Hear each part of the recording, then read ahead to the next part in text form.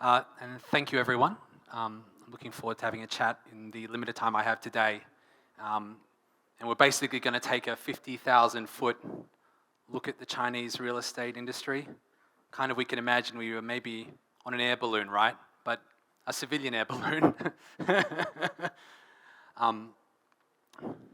Obviously, China's been a bit of a black box to a lot of people in this industry.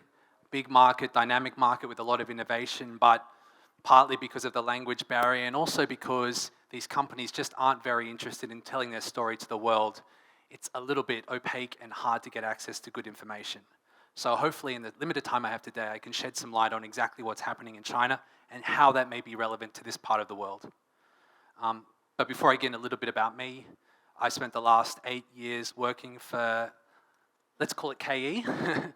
I joined the company in 2015, originally working in operations, leading a large team.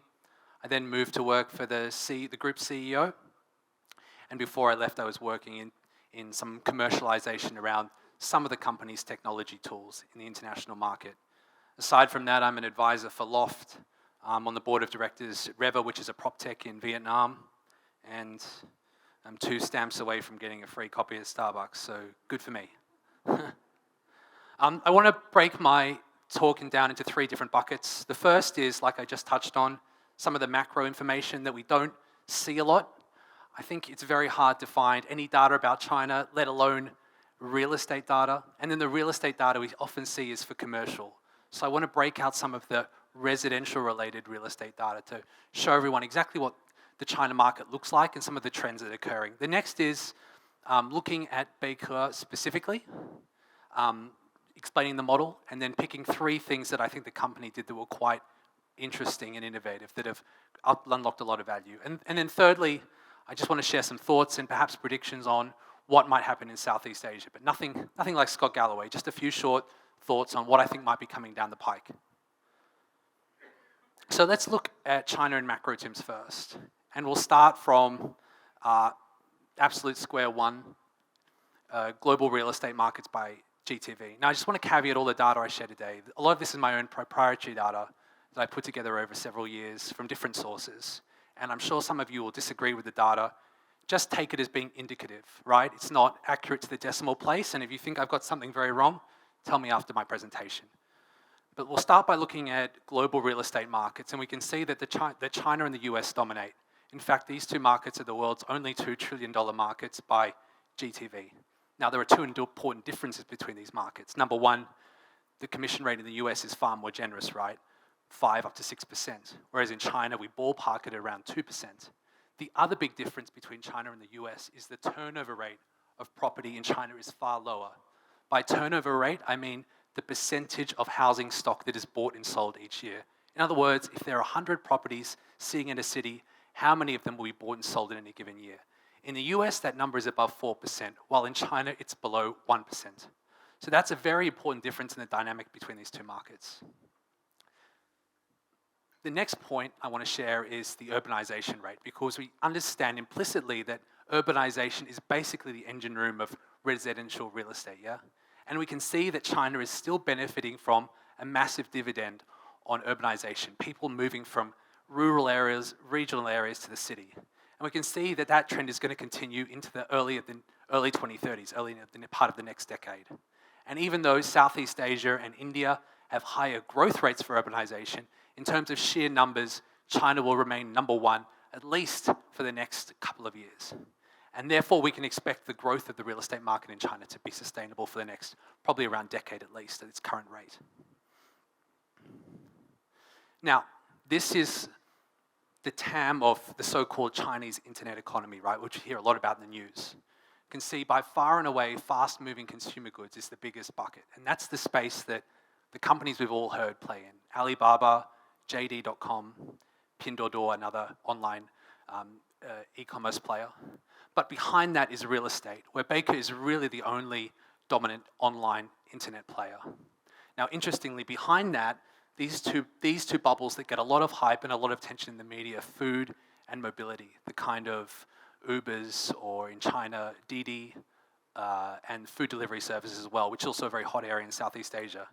But in terms of sheer TAM or market size, even if we combine those two bubbles together, the real estate TAM would still be bigger.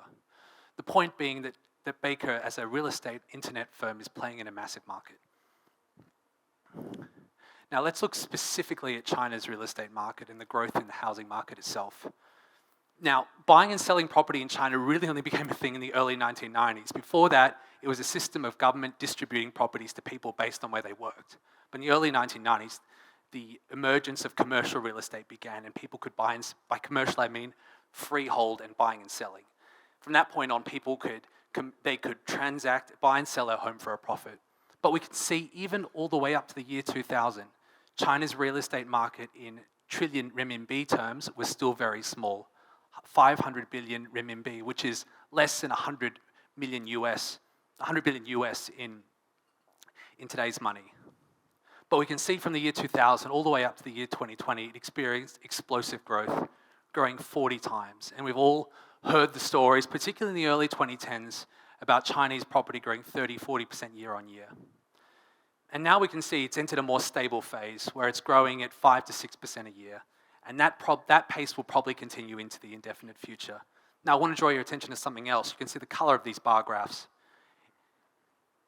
Even in the year 2019, the light blue bar is still dominant. In other words, there's still more new properties being bought and sold in China than second-hand homes. But as you can see, as we cast out to the future, they reach an equilibrium. And this is just real estate gravity. In the future, China will be a dominantly second-hand home market. And in fact, in Beijing and Shanghai, the most mature markets in the country, that mix already looks a lot more similar to what we'd see in Seattle or Sydney or other mature markets. It's about 85% second-hand homes and around 15% new property.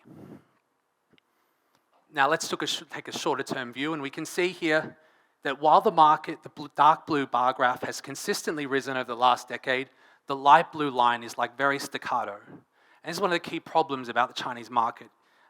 It's very heavily regulated. I think that's one way of putting it. The government not only has control over interest rates, but also has control over the criteria people need to meet to buy a home. This might sound like a novel concept for a lot of us, but in China, if you want to buy a home, often you need to meet certain strict criteria. For example, in Beijing, you need to pay tax in that jurisdiction consecutively for a number of years before you can purchase a property, unless you were born there. So you can see here, the government's got their hand on the scale a little bit, and that means that it's going up one year and going down year, a real boom and bust cycle. And that means for a company like Beike, there's kind of a real commercial imperative to consider carefully ways to diversify away from being too reliant on brokerage. Let's briefly look at the cities as well. It's a very interesting metric, but I've masked the numbers here because I don't think they're super relevant.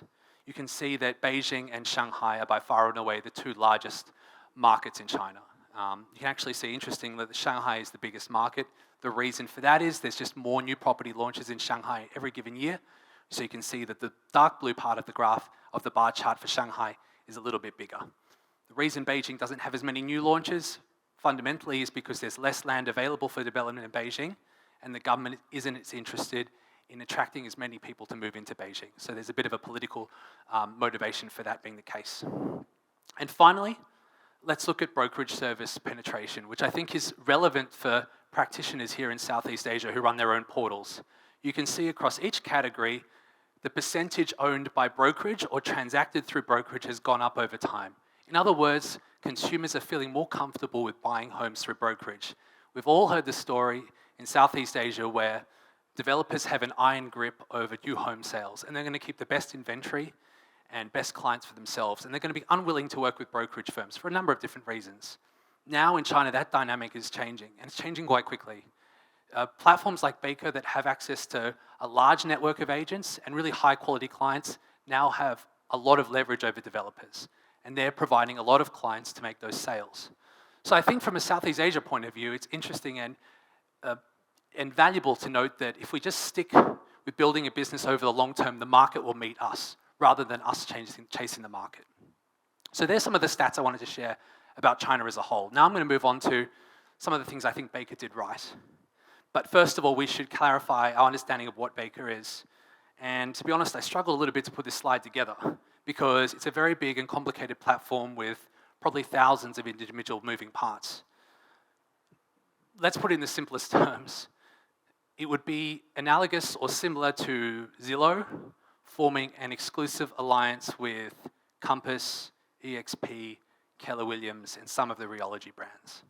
So on one hand, Beike is China's leading real estate app, where everyone goes to buy, to look for homes, search for homes. At the same time, it's a 2B network, sharing technology, tools, and monitoring the behavior of agents as well. And if you can see on the left-hand side, as you guys see it, what the agents are giving the platform. They agree to enter an exclusive relationship, the brokerages. So in my example, Keller Williams enters into an exclusive relationship with the platform. They then have to upload all their listings, meeting the criteria of the platform. They have to share all their client information with the platform, and they have to report and put all their transactions through the platform as well. They're also forced to use the CMS and comply with all the rules that the platform enforces too.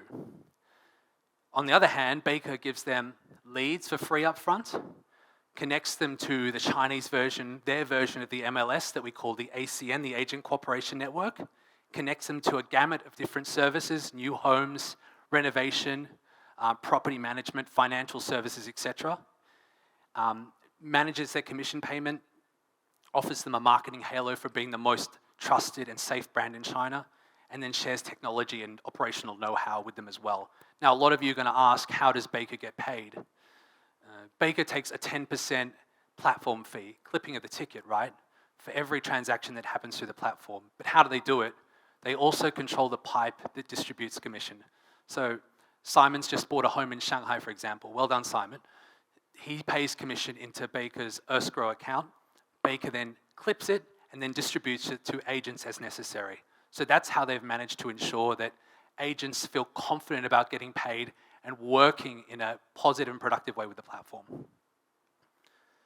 This is just a quick overview of the property ecosystem I thought would be interested in. Just to let you know, outside of Beike, there are a few other secondary players which are quite small and basically still live off the old classifieds model where they'll do anything for advertising fees. And then there are a few so-called kind of lifestyle aggregator channels as well, which do property listings as well. But relative to Beike's size, they're all quite small. I thought I'd just share this as well, just to give us a bit of context around, in terms of GTV, where would Beike sit in kind of the pantheon of internet companies operating today? You could see by far and away Alibaba's the biggest, Amazon comes in second, and interestingly, Beike, measured on GTV, of course, which is one way of looking at it, comes in third. Quickly, the history of the platform. I know I'm bouncing around a little bit, but we'll get to some important stuff very soon. Just to give you a bit of history about the platform, started out as a small brokerage in Beijing, 2001. By 2007, it was the largest brokerage in Beijing. In 2010, it cut off its relationship with the largest classified website, and then forged its own path, creating its own digital platform to attract consumers. By 2015, it's the largest single brand brokerage nationwide, achieved mainly through an M&A. And then in 2018, this brokerage that started in 2001 and called it Lianjia becomes Beike and opens itself up to the rest of the industry for brokerages to join. Now, I want to touch on three things that, as I said, I think Beike did well and have created a lot of value. Let's start with the Agent Cooperation Network, which a lot of people have asked me about. Now, we all know in the MLS that there's a buy side and sell side, right? Beike has done the same thing, but has specialized it even further. So for any given transaction on Beike, there will be 5, 6, 7 agents working together to complete specialized parts of the transaction. So you can see here, some of the steps are quite simple, right? Doing some of the basic documentation, taking care of the key, doing the paperwork after the transaction occurs, etc. But this has proved a very, very viable and valuable model for Beike because it does two things importantly. It means that all resources are shared together. So now I have a listing, I've won a listing, I can put it into the system, and I can work with any agent anywhere in the country to sell it.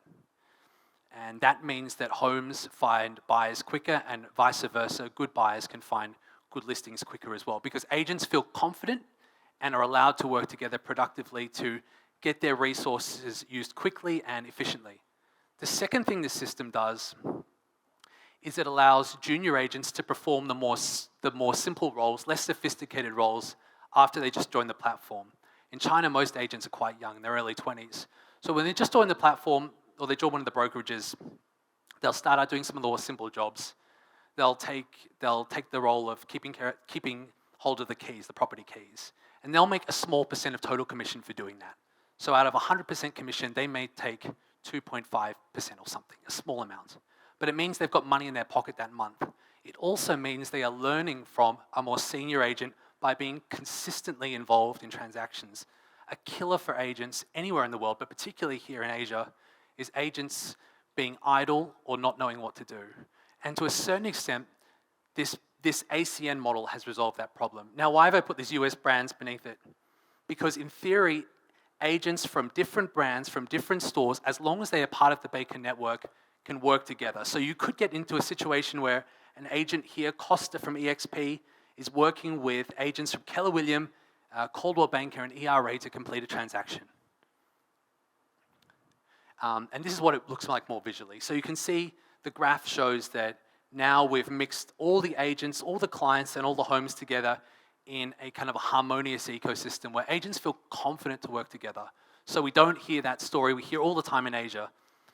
An agent finds a really good buyer, a cash buyer, or they find a really good listing, right?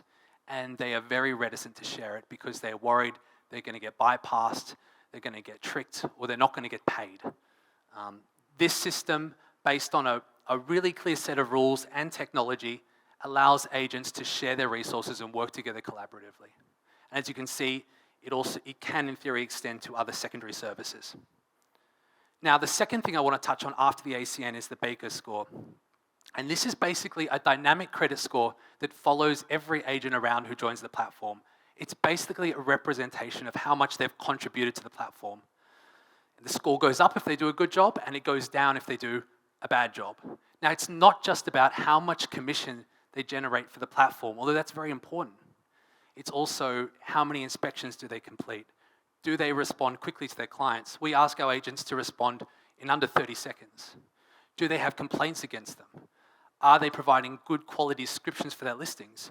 All these numbers go in to represent a holistic score that in essence allows agents better access to the platform. The higher the score, the more leads you get. So as I've noted with these arrows here, what Beike has done is they've rewired the relationship between the agents from a model where agents pay advertising for leads and reframed it as agents deliver performance and high quality service as a way of getting leads. I think this is fairly unique. And we're not shy about it. These numbers are all put in front of the consumers, the users who use the app. The Beike score, the number of inspections agents do, their university education is all put on display in front of consumers. We want agents to own the score and care about the score. That's the only way they actually do the things that means their score goes up and not down. It also helps agents work together better because the higher the score, the more likely an agent is to trust another agent. The third thing I'll quickly touch on is the housing dictionary, which is basically a massive proprietary database of a large proportion of China's housing stock, which the company started building in the late 2000s. And it's incredibly granular. So this says 433 description points for each dwelling. That's well above 1,000 now. We ask agents, combined with technology, to collect that information and put it into the system. So we are able to, in the truest sense, verify each listing and commit to genuine property for all the listings displayed on our platform. In fact, if a user finds a fake or incorrect listing on the platform, they press a button, submit a complaint. If the complaint turns out to be true, they get money. So finally, I'll end on this. Some thoughts and kind of predictions, I guess, on what I think might be happening in the broader industry in Southeast Asia as well. Look, I dragged this off Zillow. I think it's interesting. This is Zillow's annual report. It's just how they see the world in terms of TAM outside of commission. So you can see here that by far and away in Zillow's mind, the largest part of a mature ecosystem outside of commission will be renovation services and secondary home insurance, and then another bunch of auxiliary services. So I think this is useful in guiding and thinking about where the industry might develop next, because portals are going to chase the largest TAM and the largest available market because there's more low-hanging fruit. Beike itself is already building out an interior decoration business. I hope this works.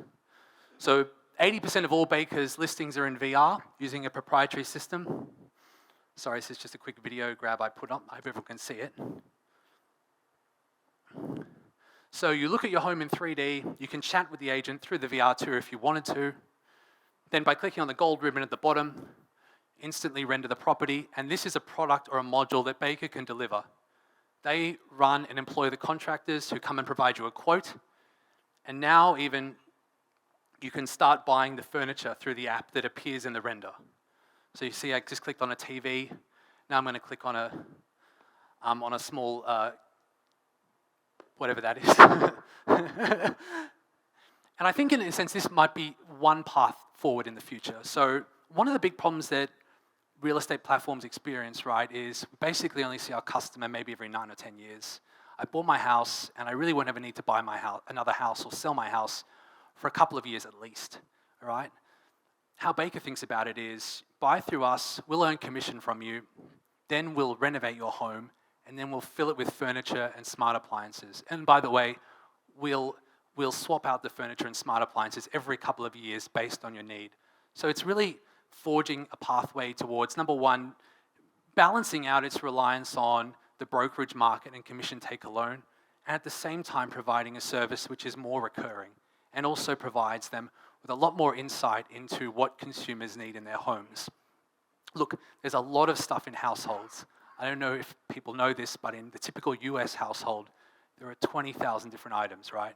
Now, it's not the domain of a platform to digitize all of them and sell all of them, but I think there is one version of the world where platforms can start leveraging their close relationship, particularly in the transaction platform space, leveraging their close relationship with consumers to start offering them services like this. It's smart, it's convenient for the server, it's convenient for the consumer, and like I said, it can become a recurring service that the platform offers. To mean they're squeezing more money out of consumers more often. This is something I put together. I see this is a real problem for Southeast Asia as well, probably a big bottleneck. This is average agent ratio, basically. How many consumers, how many people is one agent serving, right? In raw terms. So in the US, we can see here, one agent serves, in an amorphous sense, 200 people, right? That's a fairly healthy ratio. In Singapore, it's even lower. But we can see in a lot of these Southeast Asian markets, that number is very, very high. So my analysis there is there's really a dearth of agents. There's not enough agents in these markets. And that's going to mean that it's very hard for transaction platforms to develop the talent and large networks they need to consistently provide good service. And we can also see the average transaction per the agent in a lot of these Southeast Asian markets is very low, which leads to high turnover, which leads to more training costs, etc. It becomes kind of a negative cycle. So from transaction platforms or platforms who want to enter the transaction space, having a tight bond, a mutually beneficial partnership with agents is critical. Beike owns, in its own right, 2 brokerages and has equity stakes in a basket of other brokerages as well. Or if they don't directly invest, they provide concessional loans to brokerages to help them get off the ground and become successful. So it's a real partnership between the platform and the brokerages. And so this is my final thought. If someone were to ask me in Southeast Asia, what would be the 2 best places to start, right? I would say, first of all, standardized listings. Like I look at a lot of platforms in Southeast Asia. A lot of them are very nice. I haven't seen one that delivers really high quality, standardized listings, all right? And that's really the floor you need to put under to provide confidence to the market and also to your agents. It's hard for agents to work together if they can't be sure of the value and the kind of structure of a property. So there are a few basic things that platforms need to nail from a listing point of view. And the second one is similar to the Beike score that I mentioned before. I just think it's very important that platforms think about how they rank their agents and have a number that represents the value that this agent created for the platform too, because that's the only way you can really make sure your top agents rise to the top and extract more value from the platform, and conversely, your less well-performing agents sink to the bottom. So I think there are 2 really good starting points. They're very, very difficult to execute. They're very expensive. But I think in this part of the world, doing those two things right, you'll be well down the track to becoming something like a Beike, or at least unlocking a lot of value for middle-income families looking to buy a home. Okay, thank you.